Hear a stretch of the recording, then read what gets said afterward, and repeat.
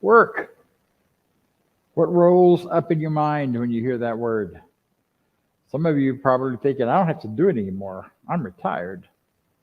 Well, I know from talking with some of you that being retired is as hard a work as work ever was, because you got time to do more things and you keep doing them and you get more on your list. And the first thing you know, you don't have any management except yourself for how you're going to handle everything there is to do. Words are interesting, funny things. This word work. 4-letter word, W-O-R-K. You know some other 4-letter words, right? Love, thank you. That's one. We aren't saying all those others that may come to mind. You know, one of the problems with 4-letter words is the etymology of language, of English language at least, comes from 2 basic sources, the Germanic through the Anglo-Saxon and the Celtic. And in the Celtic language, words sound like what they are. So if you think of some of those words that are not to be spoken on in polite company like this, they sound just like what they are. Instead of mud or a bog, you got muck. Now you know what that is just by the sound of the word. You don't have to have a better idea of it. You don't have to explain it to anybody. When I was a kid, we used to, in the seasons when in Florida, when it would be drier, we'd go out to the lake beds and we'd gather up muck, which is just mud, and dry it out off the bottom of the lake and bring it home and put it in my grandma's garden, or sell it to people if they were too lazy to go get their own. So you know, muck. Well, work falls into a little of that sense that some people, it's a dirty word. So we come up with in this teaching a better idea, and that better idea is it is your spiritually guided creative expression. I like that better than work. Because for me, for many of us, thinking about work is a really tough thing. Think about when you wake up in the morning, you're headed off to work. You have to go to work. And your life is defined by your work. You spend 8 hours at least. Nowadays, I think the average is more like 10 or 12 hours in our jobs. And we work, we put out effort, and that carries all these wonderful ideas, but it also carries some other ideas that aren't so wonderful, perhaps. So, if you think about the idea of this word, work, and you think of what it gathers up and brings up into your mind, if it's anything short of the opportunity to do something fun and wonderful and be supported and be honored and loved, then you may not be doing the right work. You know? Years and years ago,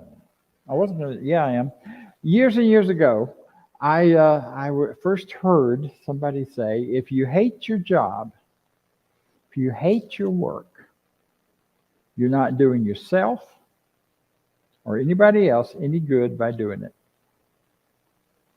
I was sitting in the Science and Mind Center, our predecessor, previous center, and my partner at the time elbowed me really hard because he knew I hated my job at that point.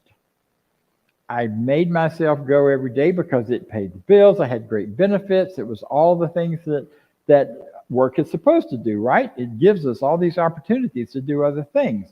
And I lived for the weekends. And I lived for vacations, which I got 2 weeks of every year, unless I wanted to take it without pay. And I enjoyed a lot of what I did when I got to my job, but not all of it. I enjoyed working with people. I enjoyed that part of it, but all the paperwork and administration and scheduling and all that stuff I did not like. Consequently, much to my partner's chagrin, I quit. Not the next week, but 2 weeks later. I had already decided in my mind what I wanted to do instead. I wanted to do private practice instead of working for somebody else telling me when to show up and who I can talk to. And everybody told me, you know, you can't just go into a private practice as a therapist. You got to get at least a year's worth of finances together. You've got to get all of these things in order and in line. You got to get your licenses all straightened out, which I had already done. And you have to really be ready for that. And you have to build a name for yourself so you'll get clients, because otherwise you just got a name out on a plaque somewhere. And I heard all of that. And I said, yeah, but I can't keep doing what I'm doing. This is killing me. And literally felt like it was. So I quit my job 2 weeks later. I met someone at a meeting right after that who said, I have a dear friend who's been doing therapy for years. He's in this same field of alcohol and drug rehab and working with families. And he needs somewhere to send his clients. I went, hello. So over the next 2 weeks, I built a practice. I had a space to use. I sublet an office. And within a month, I had a full practice, paying full fees, full benefits. Now, that's because I had stepped into the role of who I really am and what I want to be, and what my calling, as Norma pointed to, is from inside of me. And there's a power that made that happen that isn't just about me. It wasn't just that I'm really special, even though I am, and so are you. But it was because I had learned a lot already about words and about how we use words and about how important words are. See, it's our mind that is the creative function in your life. Everything in your life is a result of the creative function of your mind. Good ideas, not so good ideas. Wonderful, I'm going this direction. Not so wonderful, I can't help it. I got to go this direction because whatever closing down and impressed upon us by something else that we don't know we have the freedom to say no to, often lead us down other roads. But the mind is creative, but a thought that the mind creates is the action that you take. It's the first step in an action, is to have a thought. Now, you know what it feels like to be joyful. You know what it feels like to be supported. You know what it feels like to be honored and welcomed and treasured. Imagine that in your work. And the thought becomes, I am those things. I have a job that supports me in that. And that job may not be one like a paycheck job. It may be a job where I just get to do that creative expression that is me and count on the flow of prosperity coming to me. But you get the thought. But the thinker, you're the thinker that creates that thought, is where the real creative power is. Once the thought comes out and you say, I am thus, you have shaped something into form. I know this is a little esoteric, but hang on. Because from that thought then comes an example, an experience, a form, a function. From the thought of, I hate my job, comes all of the opportunities to hate your job. I hate my job. I said this morning on my way over here, I'm really struggling sometimes with time. Time is just playing really funny tricks on me lately. And I said I would be on time if I didn't fall into a vortex of some sort that would distract me and get my attention. Well, I said all of that, and it was kind of funny, and Jake and I were joking about it. And then I'm sitting here, and just as we're starting, the clock falls over and falls off, and the battery falls out of it. So we don't know what time it is. Well, I do now because, thank you, Lee fixed it. All it takes is a thought. And these things that happen to us are the result of those thoughts. We create these things. And sometimes the word work can be such a hidden truth, such a hidden reality. You have to look behind it and into it deeper to see what is the creative process there. I talk about doing spiritual work all the time. Well, believe me, that is not hard work. That is not work in the sense of something that I dread doing, something that costs me a lot, something that takes a lot away from my life or my time or anything else. It is the thing that brings me such great joy. to read, to meditate, to do affirmations and watch them unfold. That's exciting stuff.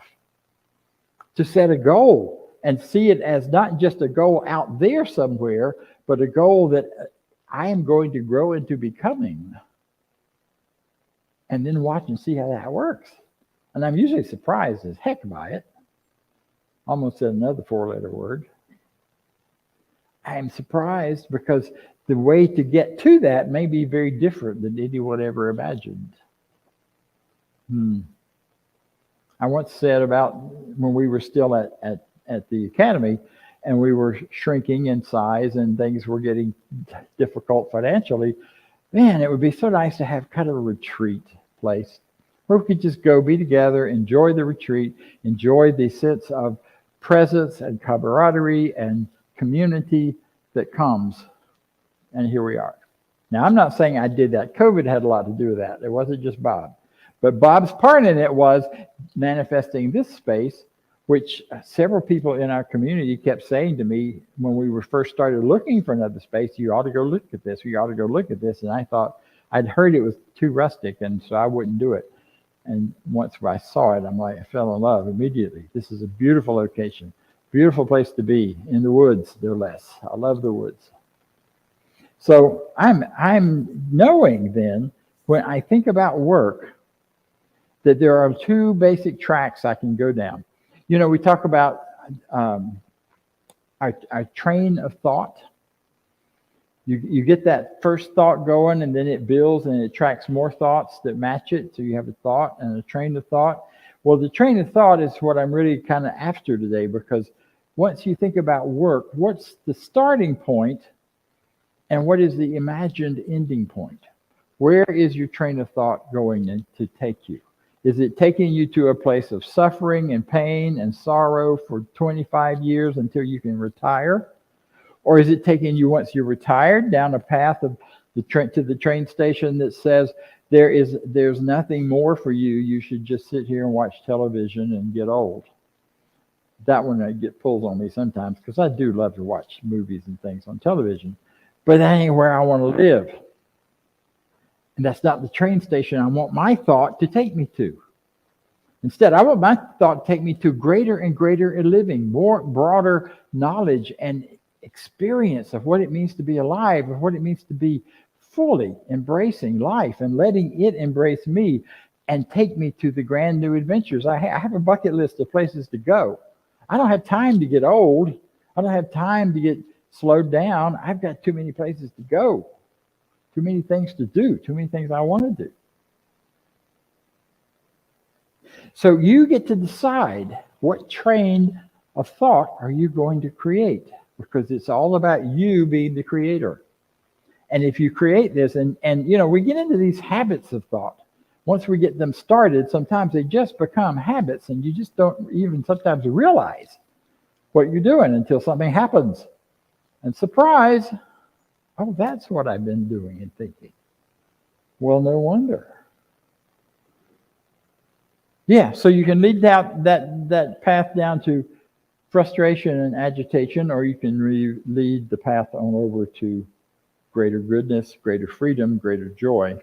And for work, I do believe that since anything I'm going to spend the majority of my waking hours doing had better be something that I find joy in, something that values and honors my gifts, whatever those are, however I'm bringing it forward. It needs to be something that is going to allow me the freedom to share the love that I feel for people, for events or things. It's got to be a place where I can be of service to myself as well as to you and others.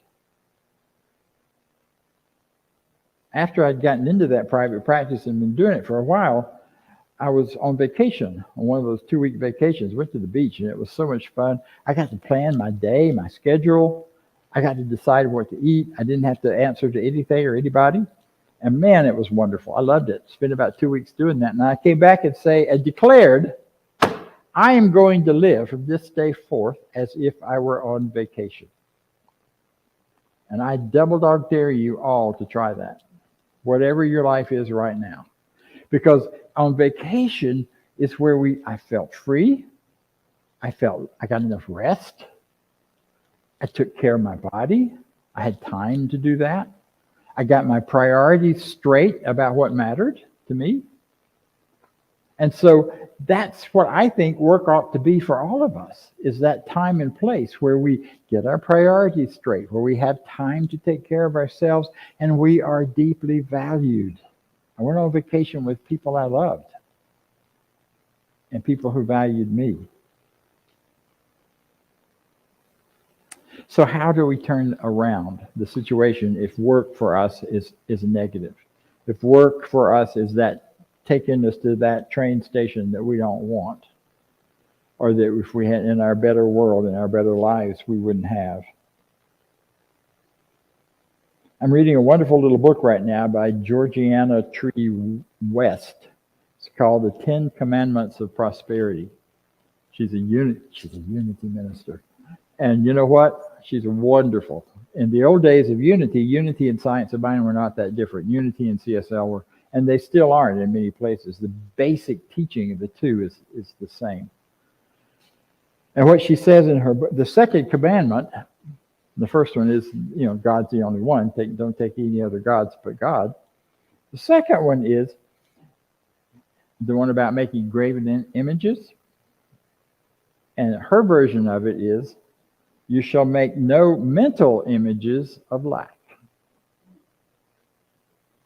Make no mental images of lack, including where your work is concerned. And especially there, since you spend most of your day doing it. And again, this is whether you're retired or you're on a paycheck. It's the same thing. So the first step is to decide what we're not going to do. Ernest Holmes taught, when he taught about treatment, was that sometimes you have to deny before you affirm. You have to figure out what you say no to, and when you get clear about what that no is, then you know exactly what the opposite is, exactly where you're going to go next, or what the next better idea is. So, thou shalt not make mental images of lack.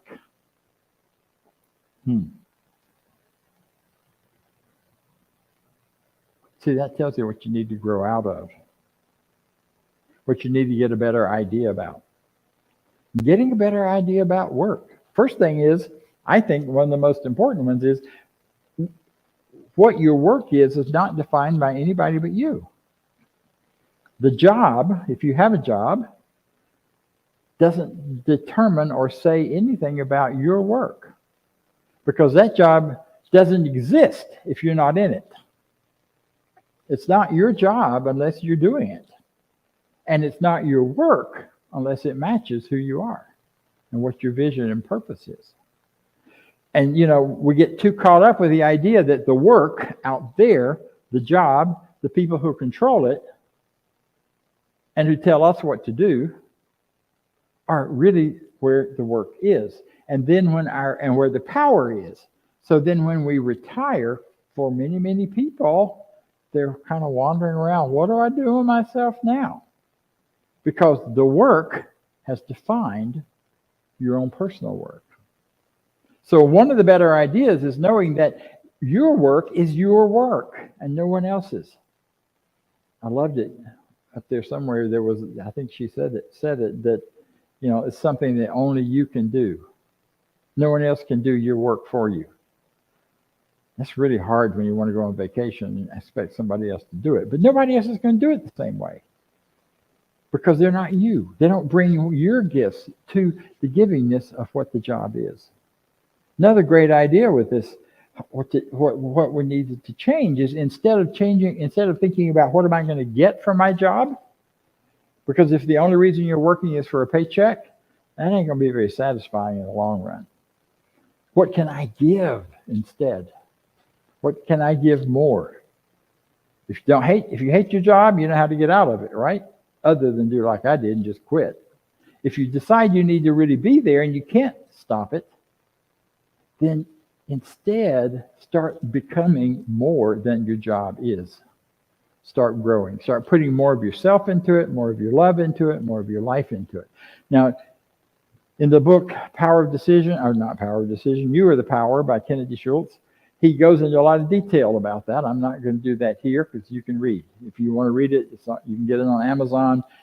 Just one little section on how to deal with work. And he was great about in that section because in his life prior to being a religious science minister, he trained and taught people in rehab. He was a rehab person who did rehab for people's jobs and work and career.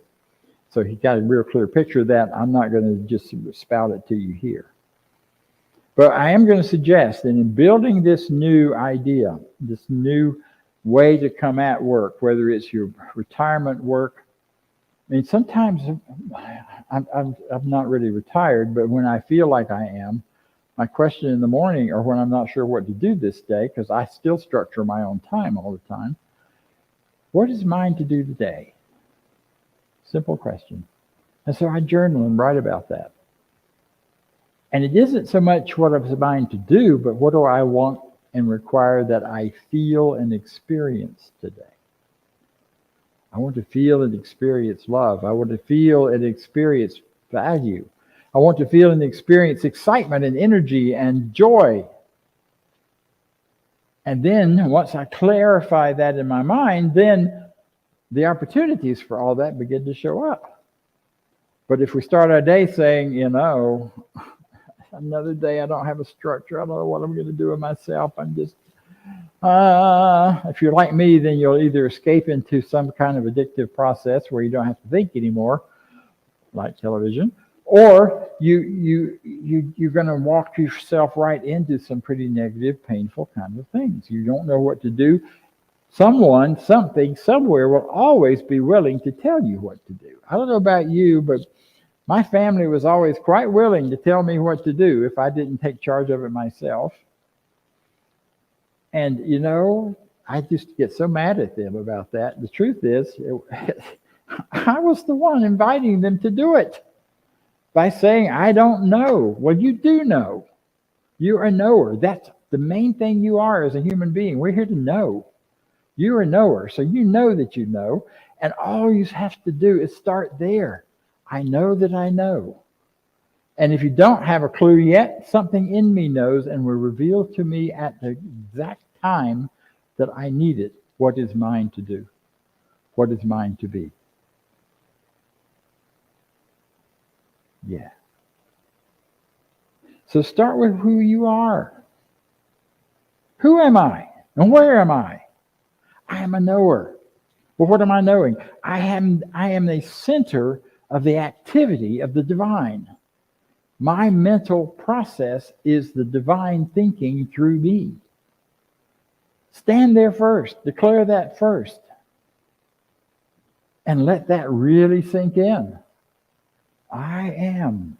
Where am I? I'm in a spiritual universe that is friendly and responds to my deepest beliefs and my greatest desires. Yeah. And then, what is my true purpose today? Maybe not for the rest of your life, but for today. Some days my true purpose is mostly about loving on my grandkids. And that's a pretty cool thing. Giving them a ride to school. Taking care of certain needs that show up that I can do. And there's so much joy in that. What is my true purpose? I'm here to love. I'm here to give. I'm here. Of course, you have to answer that for yourself. And what if anything is stopping me or getting in the way? Is there in this great train of thought that I'm on, is there a sidetrack that wants to pull me off? A friend of mine used to say that, the road to success is lined with many, many very appealing parking places and overlooks. If you've ever driven out through the mountains, you know how tempting it is to stop at every one and look. There's so many sidetracks. When I was in college, I was hitchhiking across country with an intention of getting home by a certain time. And I was picked up by some young guys close to my age, and their goal was to stop at every bar before they got to where they were going. Well, about the third bar, when I realized just how drunk they were getting, I jumped out in front of the road and someone else picked me up right away. So that was back in the days when you could hitchhike. Don't try this at home, people, please. Not now. I wore my roommate's football jacket, and so everybody thought I was clean cut and safe for some reason. So, but wherever those side roads are, you've got to have the discipline to know better. And the discipline is to step out of any belief that circumstances control you. No circumstances control you. You have power and freedom and the ability to choose and to set those choices in motion with your beliefs and your thoughts and to have them moving forward. See, and then you don't have to make all that happen. You don't have to figure out how to make anything happen. The only thing you have to make happen is getting the idea and getting very clear about it, and then allowing the infinite to bubble up through you and out into the world and to bring about these things. And we're running out of time here, so I want to leave you with one story. Guy was walking around somewhere in Europe and came upon a place where looked like they were building something big. And he walks up to this person standing out front and says, what are you doing? Oh, I'm cutting these stones. I've got to cut these stones. If I don't get them all cut and get them exactly the right size and in the right place, my supervisor is going to be all over me, and I may not even get paid. Wow. So he went to the next person and said, so what are you doing? Oh, I'm a craftsman. I am a major craftsman. I'm making these stones so they all fit together and they're in perfect order, and I'm perfecting my craft, and my craft is being great. Okay, good. And then he sees another person over standing kind of aback from everybody, and he walks over to that person and says, so what are you doing? I'm building a cathedral. That's the consciousness we need to develop. I'm building a cathedral. And yes, all those other pieces go into it, but building the cathedral is my role and my place and my part, and it's your part in your life as well. Take this home with you. Do it, because you're wonderful. So am I. So it is. And now Vance.